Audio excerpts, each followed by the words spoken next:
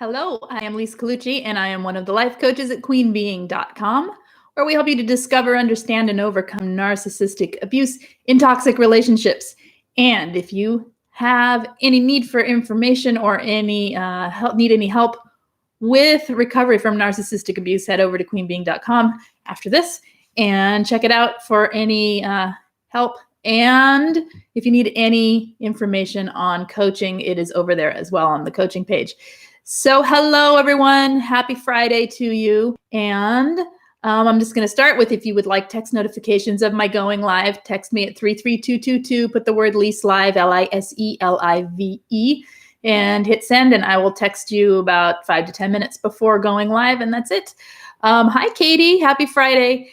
So we're going to talk today about the devaluing, why a narcissist devalues, and some of the ways that they might devalue. So if I don't hit on something and you guys have other examples, just pop them in the chat and I'll read them. So let's get started with that. Go ahead and hit subscribe if you've not already done so, and the thumbs up. We'll get going. All right. Okay. So the devaluing the narcissist does. So we know it's part of the cycle, right? The love bombing and the devalue.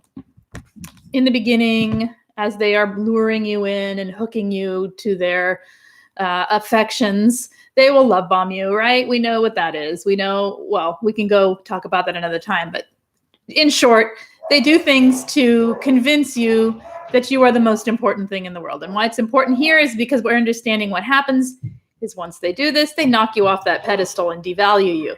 So, hello, Belle. How are you today? And Kim, I saw messages from you, Belle, and then they disappeared, so I couldn't actually read them. So I saw that. I'm not ignoring you. I just don't know where they are. I couldn't find them. So, okay. Anyway, the love bombing happens in the beginning. It happens intermittently throughout the relationship with a narcissist in a cycle with the devaluing. With love bombing, they are buying you gifts, taking you places, telling you how wonderful you are. They are often hypersexual. They are hyper attentive. They are, some people don't get a whole lot of love bombing. So if you didn't get a whole lot of it, it doesn't mean that it wasn't toxic when they started devaluing you. It just means that they're not great love bombers, or they knew that that wouldn't win you over, so they tried another tactic. It's anything that they do to win you over. What makes you feel in their good graces, so to speak? What makes you feel important to them? And like an important and special person, they often make you feel like a soulmate, or like they just left a horrible thing and here you are, the savior of their life. You know, anything that will hook you in that feels good, really. Okay. And then after that comes the devaluing. They will do things like covertly talk down to you. They'll talk down to you. Some of them will just downright talk down to you. Others, the more covert ones, which is what I tend to talk about more because they are harder to spot, is they will, hi, life's a journey in Frankendahl. They will talk down to you kind of covertly by saying things like, oh, I like how you did that, but next time, why don't you do it this way? Or that dinner was really good, but I don't like mushrooms, or whatever it is in there that they claim they don't like, that they suddenly don't like. Or, they might do things like, well, why did you do it like that? Why did you even do that? Well, what's the matter with you? Like as if you are stupid and you can't think for yourself. Suddenly you feel like an ignorant child, right? Like you can't function in life. They have to, it's critical, right? They get hypercritical of you in that way. They may do things like hiss your name. Lise. That's what I got a lot. Lise, really? Not with the really, it was just the name. And then like they have the big sigh, like they have to fix your mistakes. They have to go back and clean up after your messes because you can't do anything right. But it's very covert. It's very subtle. And then it's usually met with, see how I take care of you. See the ways I have to take care of you. You just can't do this by yourself. Other ways they might devalue you are, you guys are really quiet. Go ahead and talk amongst yourself. If you have anything you want to talk about, just hit start adding them as well. We don't have to stay on this topic the whole time. Hi, Thought Continuum. So finding faults in things they once claimed that they liked about you, and basically knocking you off your pedestal. They might have enjoyed the way you sing, and suddenly they're criticizing it. They might like that you're really funny and get kind of loud when you're at a party or you're with friends and you're, kind of silly and joyful and bubbly, and suddenly they're saying, "Shh, you're embarrassing me. You're so loud all the time. You're so, And they find faults in the things that they used to enjoy about you, the things they even love bombed you for, the things they used to talk you up. They now knock it out from under you and talk down to you with it. Rather, excuse me, they will bring up stuff from the past and use it against you. Yes, they will. That's what Life's Journey said. Oh, okay. No, that's fine, Belle. I just wanted to make sure that I didn't miss it somewhere, and wanted to let you know I wasn't ignoring you. All right. They criticize your emotions. You're too sensitive. Why are you always sad? What's the matter with you? People, you're depressive. You're so depressing to be around. You bring me down. You make me feel this. So they criticize the way you feel, your emotions, your emotional states. One way they devalue you in that way is, what does a narcissist do when you cry? Well, many times I hear they completely ignore me. They went stone cold. They actually got mad at me for crying. That's insane to me. But yes, they tell you that you're trying to manipulate them with your tears. They criticize you for being too sensitive. They walk away. They give you a silent treatment. They may hug you. Okay. He learned to hug because he was told that's what you're supposed to do when someone's crying, especially when you're the cause of the crying. And then as soon as you release, because you feel safe enough to like really let it out and cry, they freak out and say, well, this isn't helping. So what's the use of that? And they walk away. Things like that. They just, they shrug. Okay, so on we go. With the emotions, what are we saying here? When a narcissist sees someone cry, they would pretend to have empathy, but deep inside they are rejoicing. There's that too. Okay. In some cases, that is exactly that happens as well, and it varies on why the crying's happening. Okay. They feed off of your reactions. They certainly do. You had a great idea for a topic at 2 a.m. I have the great ideas at 2 a.m. too, and forget them as well. Let's see. So thought continuum is saying a shrug when you cry. A shrug can be a way of devaluing as well. Just whatever, it's just putting your value less than someone else's. That's what devaluing is. It's taking the value that you have and saying you don't have any value. Why do you think we walk away from these relationships feeling worthless? It's not because we often come into them with a low self-esteem to begin with, often, not always, but it really, really takes a toll on the self-esteem and your sense of self-worth. When the dogs are going crazy about something outside, I have them upstairs because I don't know what's out there today, like a cat. Again, I have a neighbor cat that, I'm totally off topic here, but okay, never mind. I have a neighbor cat that's ancient and it walks around my house because there's no other cats. And the dogs go crazy and it just stares in the window at them. Anyway, okay. So my tears, often caused by her, and then use them to be the hero. Yes, hurt you, then heal you. Oh my goodness, yes. They hurt you and then they heal it. I may have to see what is going on. Okay, sorry. That's just insane. I don't know what's going on. Okay. Oh, I hear it. Okay, sorry.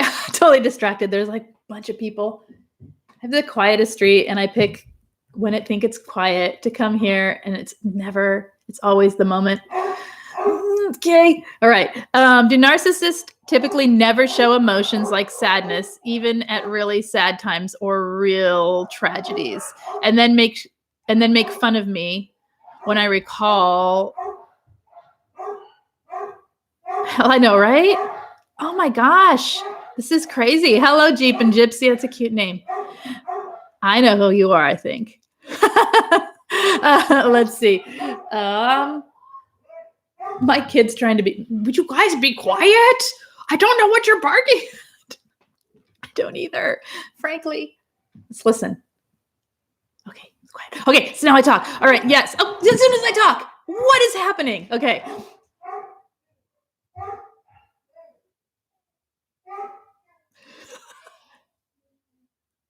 All right. I may need to end this soon. It's going to make me feel a little crazy. Sorry, I'm just staring now. All right. So yes, do narcissists typically never show emotions like sadness, even at really sad times for real tragedy or real tragedies? It depends. That depends on the person who is the narcissist. Some of them will show an abundance of tears. Some of them, they'll just sit there and cry when it's appropriate. They'll turn it on. They'll turn on the waterworks.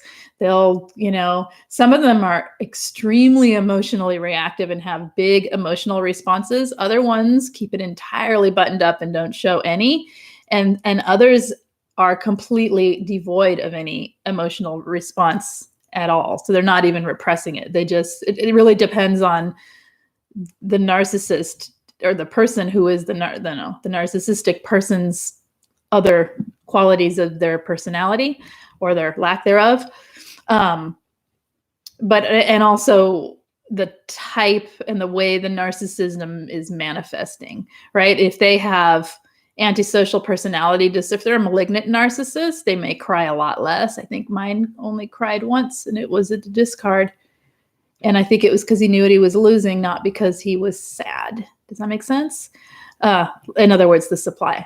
So I think some of, and that definitely malignant narcissism, I would wager to guess, because of the sadistic nature. Because why would a sadist cry over something that hurts someone else? They don't. They like it, right?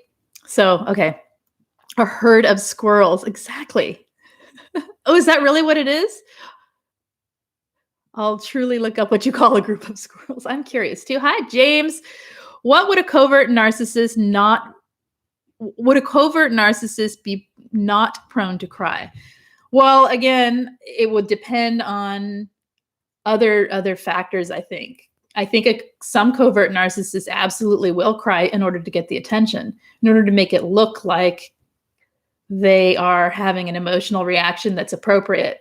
Or they do feel an emotional response, and they know that it's not the same as actual sadness. I think they feel sad about things. It's just not in the sense of remorse or empathy. If it's happening to them, sure, they might feel sad. If it's something that's theirs that they lost, sure, they might cry. If it threatens anything that is very personal to their ego, yes, they might cry. I think that the more sociopathic types and the more malignant types, which could also be covert as well, would not cry. So, I think it's more a lot like that, rather than whether it's covert or overt, but more like on what else is going on with them. Mine was filled with rage and in his emotional mentality of a 12-year-old with the name calling. And there you go. There's another devaluing. Name calling. Name calling with the go back to this. Name calling and devaluing can be outright name calling, or it can be covert name calling, right? Like enough to make you feel like you're not intelligent, but not just coming out and saying you're stupid. Never actually saying anything that if anyone heard it would think it was name calling, but you know that it's name calling. Does that make sense? It's subtle sometimes, and you feel it, and it's not you making it up. Insult by proxy, that's another one. Yes. What is the difference between malignant and covert narcs? Covert is the way it shows up. A malignant narcissist has 4 traits. They have MPD, they have ASD, antisocial personality disorder, as well. They have aggression, whether that be passive aggressive, hidden covert aggression, or out and outright physical, ragey aggression. And they are sadistic. And a covert just basically means they don't allow it to be outwardly visible, right? Overt would be, I'm here, I'm the most important thing in the room, kind of, boastful swagger, that whole, or vain, extreme vanity with, like, when you think of a classic, what you would think of before you knew what narcissism was, what a narcissist was, that's more overt. The covert is all this hidden stuff where that vanity is hidden behind, behind all the pretending it's not there, right? It's the masks. The more the coverts wear a ton of masks. All right. Is a malignant the most dangerous form of narcissism? Psychopathy would probably be. Malignant's pretty bad. I mean, it's got the word malignant in it for a reason, right? it's when someone has no empathy and they're a sadist, just that alone, right? I just did a whole video on that, so go watch the sadist. Go watch the sadist video. But really, yeah. And I did a whole video on malignant narcissism. So it's like 2 weeks ago, I think. And so go back and look for that because it has full descriptions of it, and we talked about it a lot. So, excuse me. Hi, Shastina. The name calling is so vicious and vile, even exposing certain parts. Enough said. So devaluing and soul crushing. Yeah. So there's that with the backhanded comments. Almost constantly backhanded comments is another way of devaluing. That's right. Do you have any examples of a backhanded comment? I'm not coming up with one off the top of my head. That's right. James says, don't worry as much about if they're covert, malignant, or anything. If they're toxic, that's enough. That's right. Okay.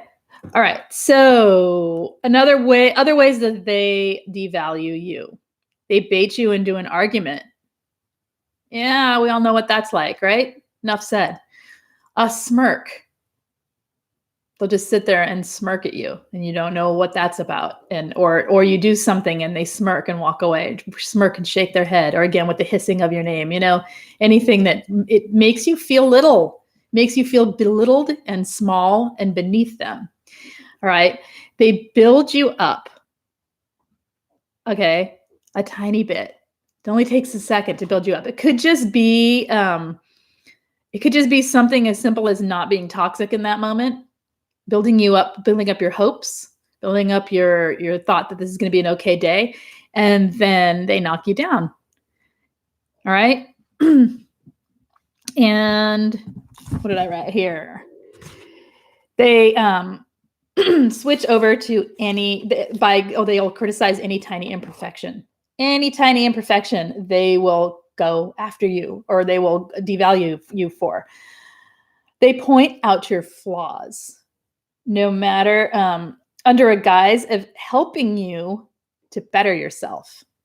Ever have that one with the more altruistic type of narcissist and where they will point out something that you're doing, like, you really, I always got you really make people feel, what was I told? You make people feel judged. Okay, number one, not what I've been told.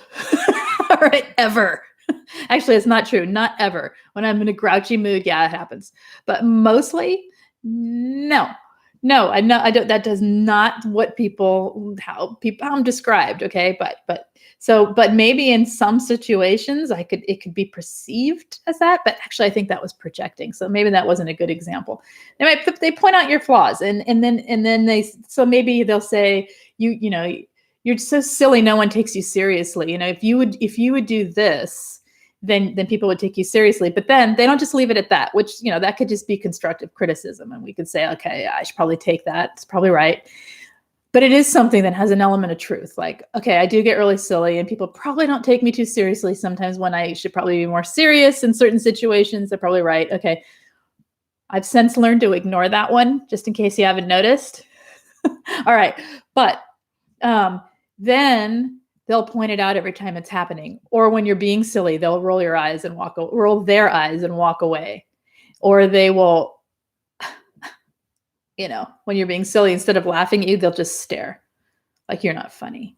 In other words, this is when, and so they're like the person that points it out, giving you constructive criticism, and then there's the judge and the persecutor at the same time, prosecutor and persecutor. They're all of the things. They're all the bad things all at once, and they use it to devalue you instead of to make you a more strong and healthy and independent individual. They use it to knock you down and make you more under their control. Okay. I only disapprove of you because I love you and I want you to be a better person. Yep. All right. Mine was super altruistic, says Anna. Your hair looks so dull. It's because of the diet you're on. Like, that's so insignificant. It was almost more funny than insulting. Right. But enough of that. Enough of that. Once you know what it is, it's stupid and funny. It's just like, whatever. You can't touch you. But when you don't know what that is, you start to question, wait, is the diet bad? Am I doing the wrong thing? My hair is dull. Do I look bad? Like what's happening? And yeah, you take it personal. Or, whoa, I like this one. Oh, wow, you're so skinny. You lost so much weight. You look like a 12-year-old. That's backhanded. Oh, yeah. Uh-huh. Okay. Right. Yeah, that's what I started with as well. Okay, good. All right. They have other forms of devaluing. They have no concern for your well-being. Been sick around a narcissist? Been injured? Been really sick? What happens? I don't know how many stories I've heard just this week of the narcissist abandoning during crisis, health crisis, medical crisis, financial crisis, injuries, stuff like that. That's a form of devaluing. All right.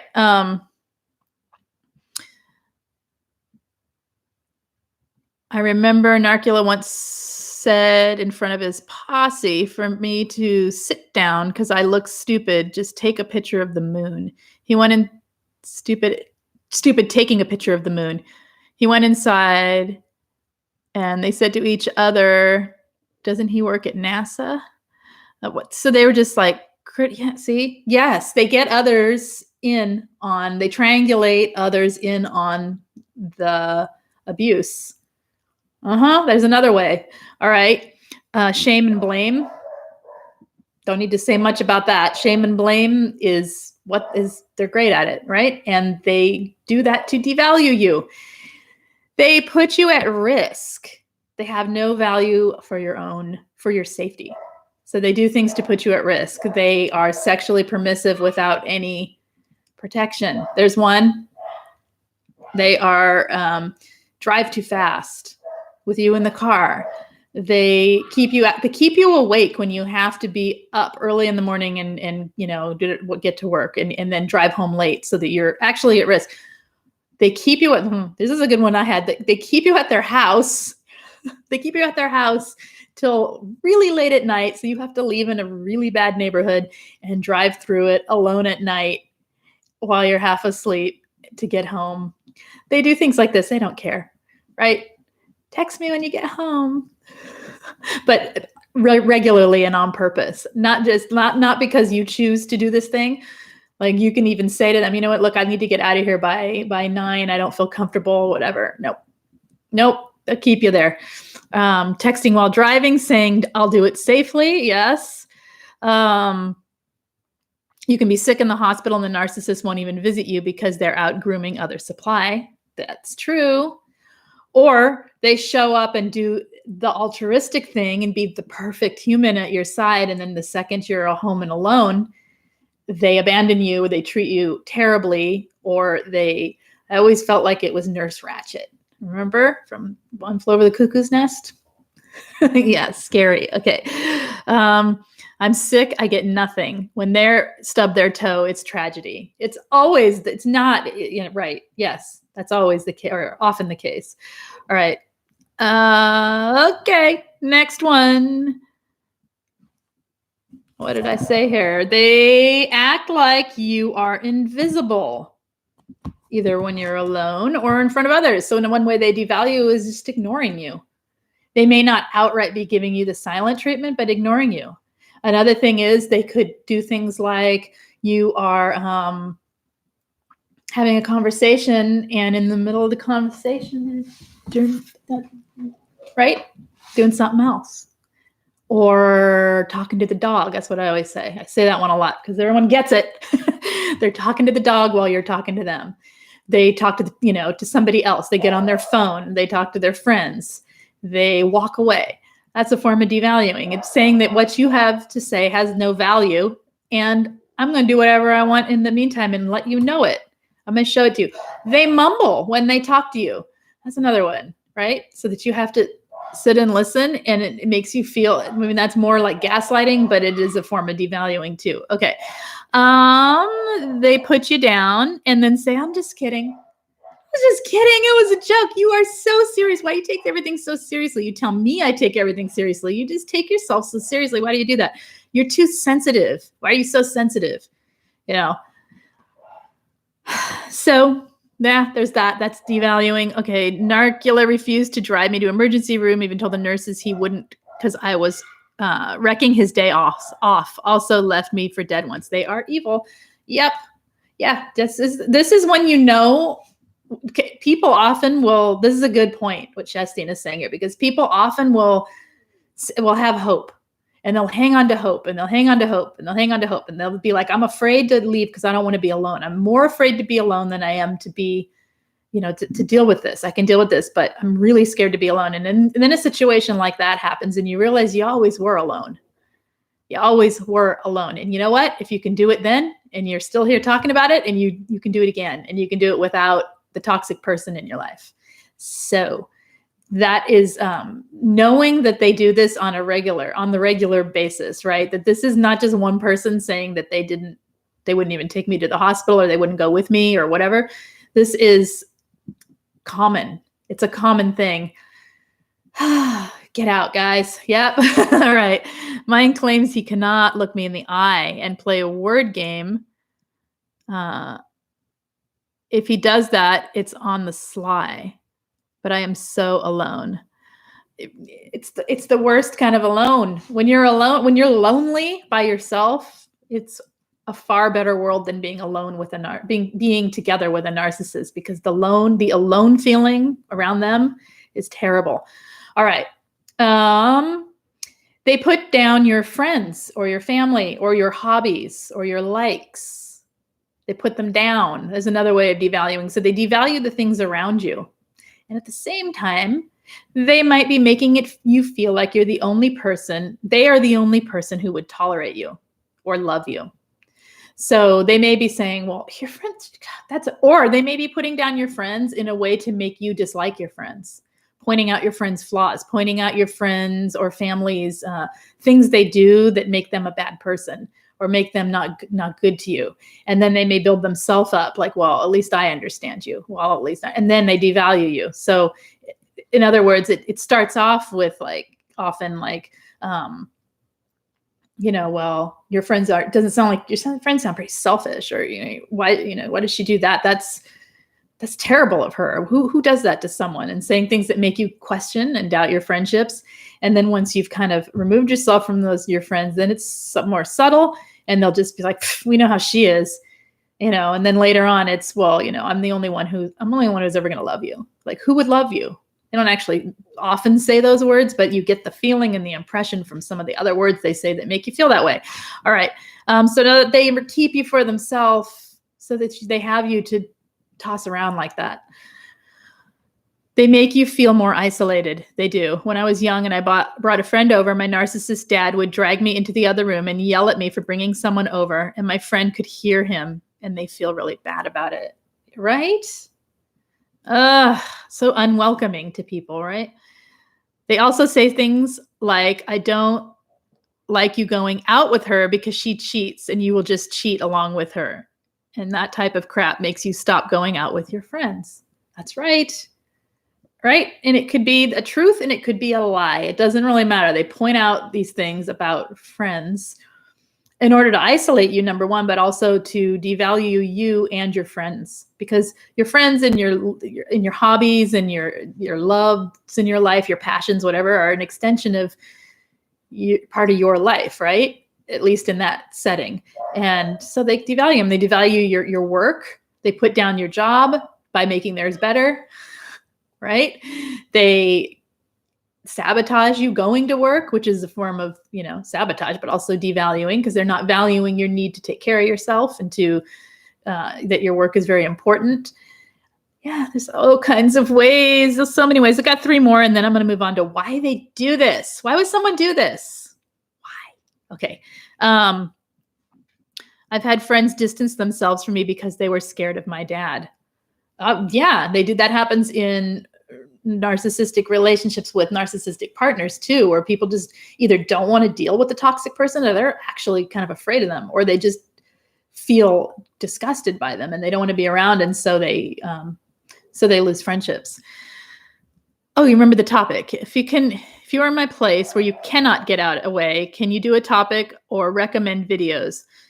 They control everything. What will help me protect myself, mind, body, and soul? Okay.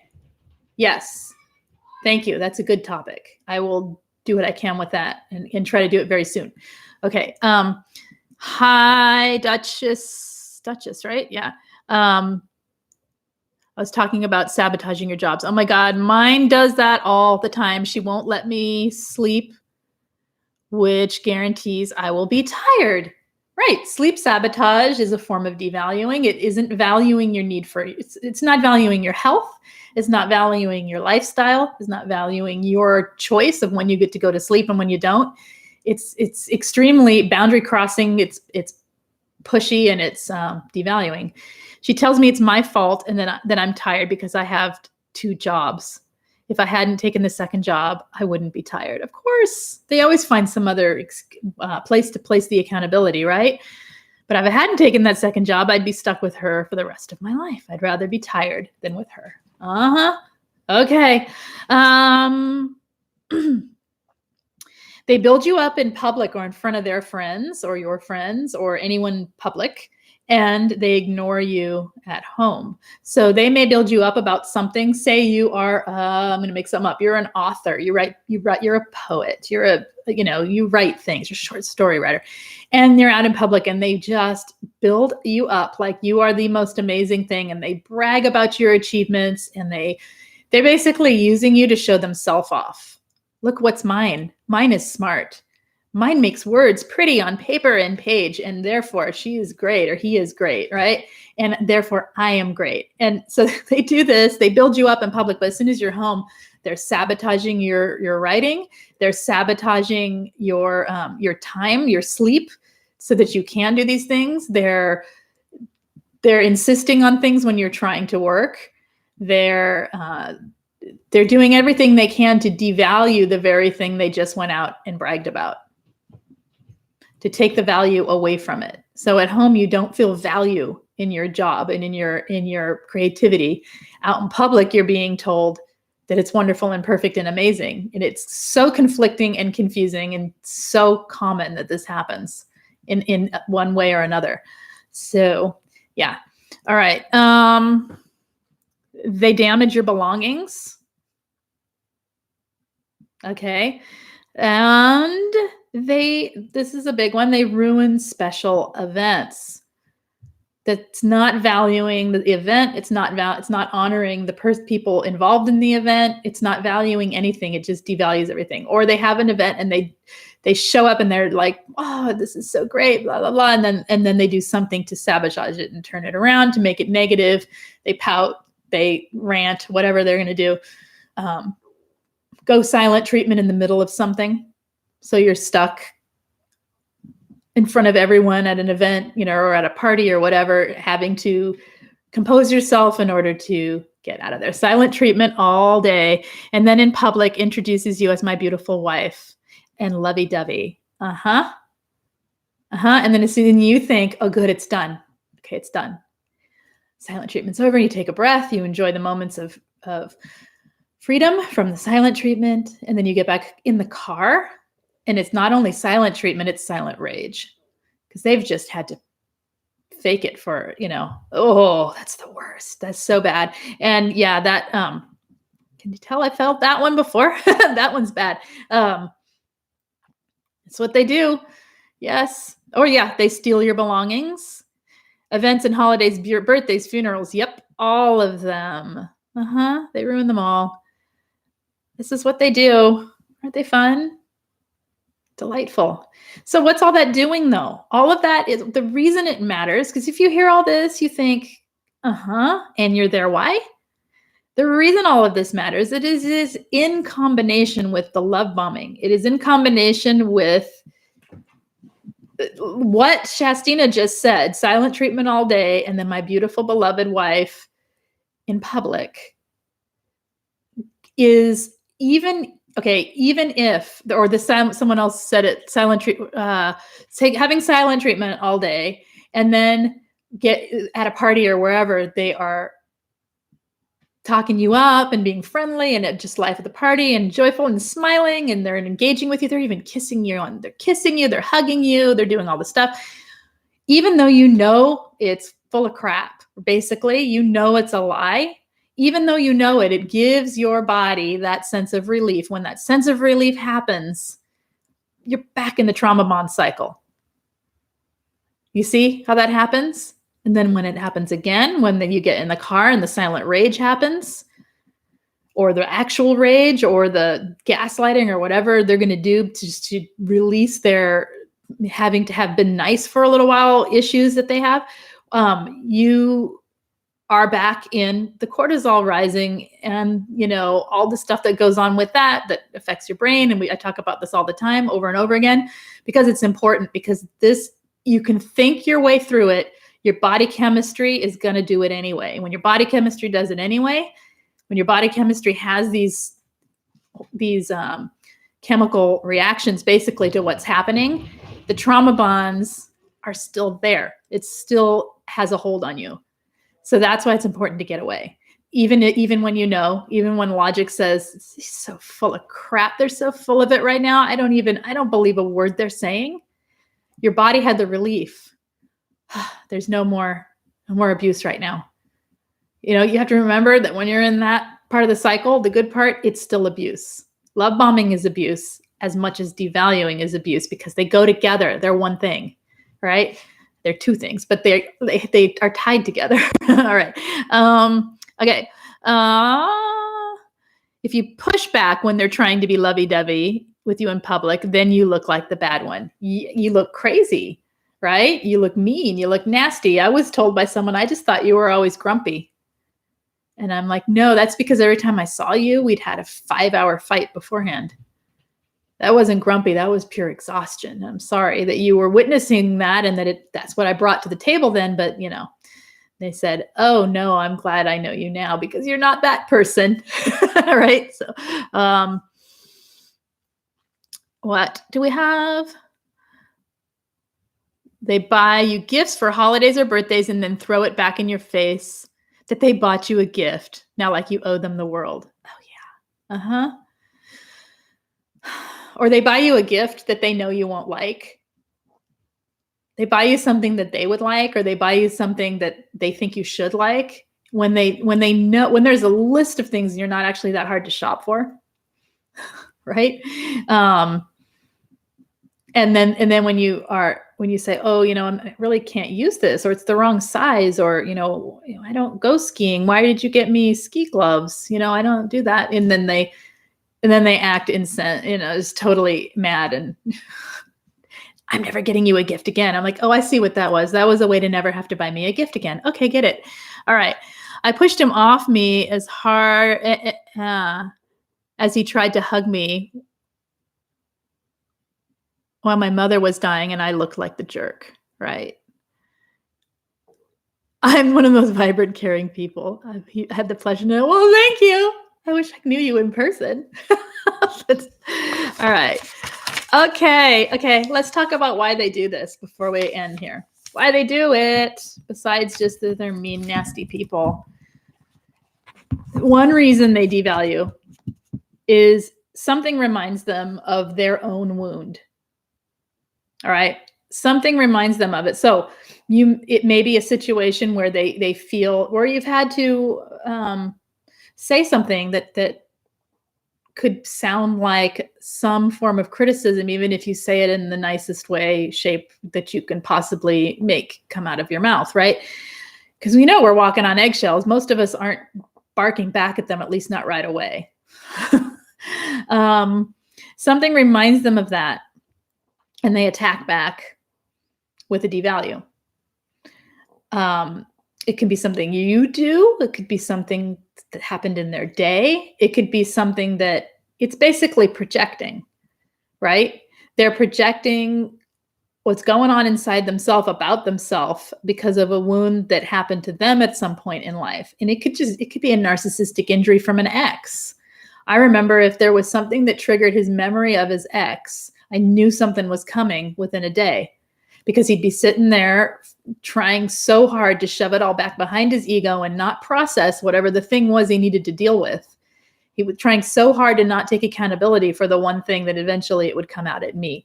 Every time he was around his mother, the projections would come at me because he had needed to place it somewhere. He couldn't take responsibility or accountability for his own, couldn't even have responsibility for his feelings, because emotions are big, bad, scary things that we don't deal with, right? And you're crazy if you have them. So, according to the narcissist's mind, right? So, okay. Is it frozen or is it working?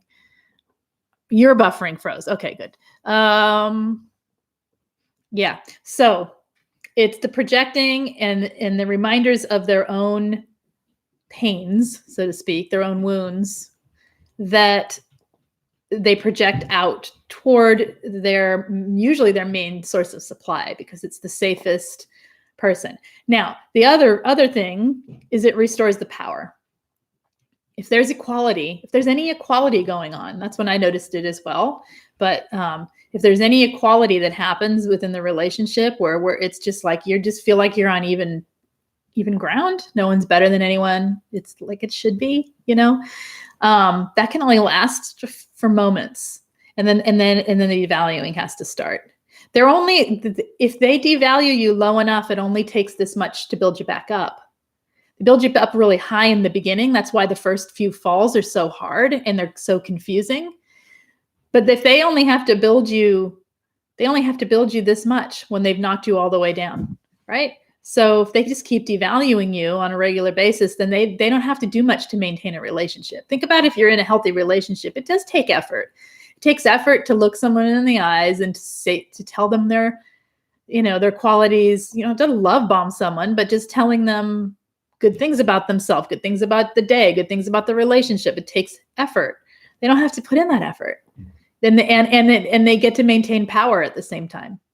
So they get to keep their sense of control of the relationship, because they control the relationship by keeping you in your place, so to speak. And your place is beneath them, because everyone's place is beneath them. Yep. Okay. Why do they share so little of themselves with us? Or at least in my situation, I ask open-ended questions, yet still he manages to avoid sharing. Why? Because they don't have it within themselves to be accountable for themselves. So they really don't have anything to share. Does that make sense? Like it wasn't until the masks fell off and the discard had almost happened, or it pretty much had happened, but it was like Hoover. It was the first big Hoover, but it was like within hours of the discard, right? So there was the discard, and then there was the big Hoover of like, oh my God, I just threw my supply away. The mask fell off in days of separation, whatever, that created the need. So the narcissistic need was there. There was no supply. That the sharing happened. And it was all stuff that was so easy and basic to say. It really wasn't deep sharing. When I think about the sharing I have now with friends and people, even people I date, you know what I mean? Like it's much deeper than any of that was after years and years. But there's just not a whole lot there, because they don't process and work through their stuff on a deep level. They keep it all pushed back, and they only process the little bits that it takes to keep the masks on. So, and they don't want you to have ammunition against them. They don't want you to have any power over them. So giving you information gives you power. Information is power. That's why they think they have control, because they know all your vulnerabilities. If they share a vulnerability, someone's going to use it against them, because that's what they do. So they attack with right? They attack with their knowledge. So therefore, if you have knowledge, you're going to attack with it. They don't share. I think they just don't have a whole heck of a lot to share in the same way. They haven't gotten to where they have enough self-awareness often to share much, right? Okay. It's never anything deep or meaningful. Exactly. Okay. What else? They do this because it maintains, well, this answers Belle's question, that it maintains the illusion of not needing anyone. They devalue you to maintain the illusion that they do not need anyone. We'd all know they need supply. We know they need supply. They don't know they need supply. They think a lot of them will say, I prefer being alone. I need to be alone. Well, yeah, you probably have antisocial personality disorder, but you're also a narcissist and you need supply. Because how can you be alone? How can you do all of this? How can you gain all this fuel if you're alone? They can't. So, but it maintains the illusion that they don't need anyone when they devalue you, right? Because everyone's beneath them. Oh, I can take care of myself. I'm the only thing I need, right? All right. Okay. All right. Let's see. Yeah, they look outward to fix their own emotional issues. So that's why they project, right? There's no real self-reflection or accountability, which I say every day, don't I? But it's true. Okay. Another reason that they devalue is because of ego and ownership and power. It boosts their ego. If you're down here, then they can be up here. Simple as that. And they put you there. So that puts them even higher. And then they have the power. They have the power to change that by giving you a breadcrumb. Oh, look, it feeds their ego to watch you sink and rise at their command. Sick. Okay. And that's all power and it's all ownership. They own, like a thing, the supply that they have. Okay. That's it for this glowing, lovely topic. We're going to go on to something a little more fun for the last 5 minutes and then head out of here for the weekend. Anything you guys want to talk about? Any questions that you have otherwise, let me know. Anything you want to talk about for next week, let me know as well. And I will try to get to it. I saw yours, Belle. I'm going to have to go back and read it again because I can't remember the top of, any tips for what to do if you cannot leave to maintain your sanity?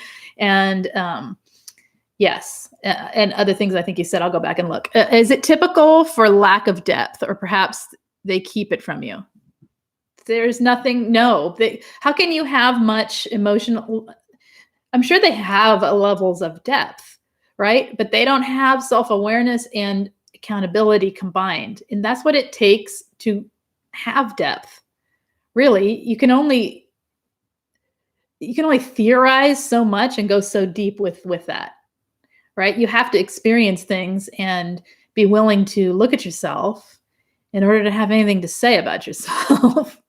Otherwise, there's really not a whole lot there that they're willing to do.